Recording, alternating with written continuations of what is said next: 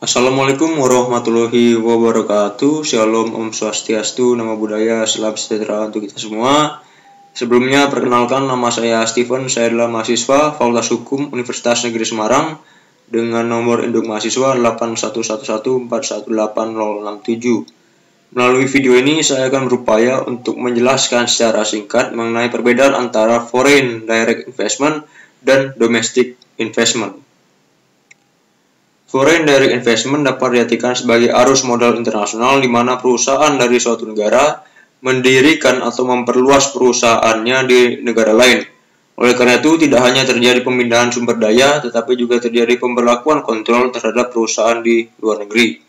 Menurut Undang-Undang Nomor 25 Tahun 2007 tentang penanaman modal, yang dimaksud dengan istilah foreign direct investment adalah kegiatan menanam modal untuk melakukan usaha di wilayah negara Republik Indonesia yang dilakukan oleh penanam modal asing, baik yang menggunakan modal asing sepenuhnya maupun yang berpatungan dengan penanam modal dalam negeri. Investasi asing lintas negara ini umumnya merupakan penanaman modal dengan jangka waktu yang panjang yang diberikan oleh investor dari luar negeri ke sebuah perusahaan di dalam negeri. Sehingga foreign direct investment atau investasi asing ini melibatkan dua hingga banyak negara sekaligus. Selanjutnya terdapat beberapa bentuk foreign direct investment. Yang pertama adalah greenfield, yaitu investasi dalam bentuk pendirian unit-unit produksi baru di mana modal asing sepenuhnya dimiliki oleh perusahaan atau investor asing di negara penerima investasi tersebut. Yang kedua adalah FDI merger, yaitu investasi dalam bentuk pembelian aset real dengan jalan untuk pengendalian andil kepemilikan sepenuhnya dari suatu perusahaan yang berada di negara penerima investasi tersebut. Yang ketiga, FDI akuisisi, yaitu investasi dalam bentuk pembelian aset finansial 10% atau lebih dari saham kepemilikan perusahaan yang sudah ada sebelumnya di negara penerima investasi tersebut. Yang keempat, FDI joint venture, yaitu investasi dalam bentuk pendirian unit-unit produksi baru di mana modal asing tidak hanya dimiliki oleh investor asing, tetapi juga dimiliki investor domestik di negara penerima investasi tersebut.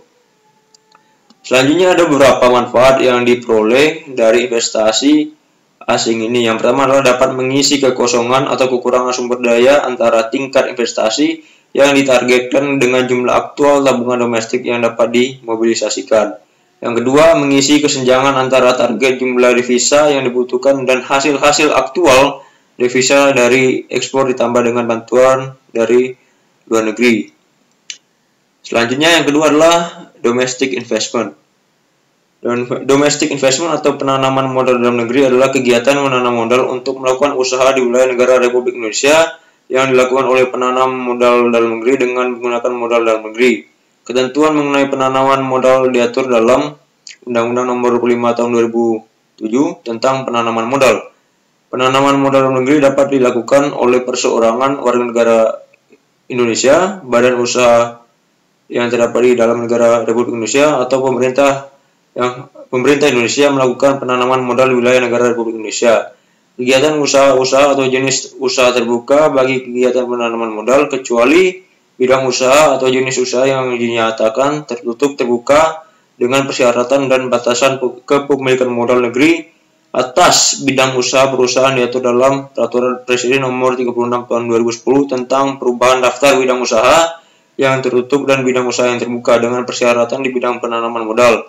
Bagi investor dalam negeri perusahaan perorangan yang ingin memperoleh izin prinsip, ia harus memiliki akta pengesahan pendirian perusahaan atau kartu tanda penduduk serta nomor pokok wajib pajak. Demikian yang dapat saya sampaikan mengenai perbedaan antara foreign direct investment dan domestic investment. Kurang lebihnya saya mohon maaf. Assalamualaikum warahmatullahi wabarakatuh.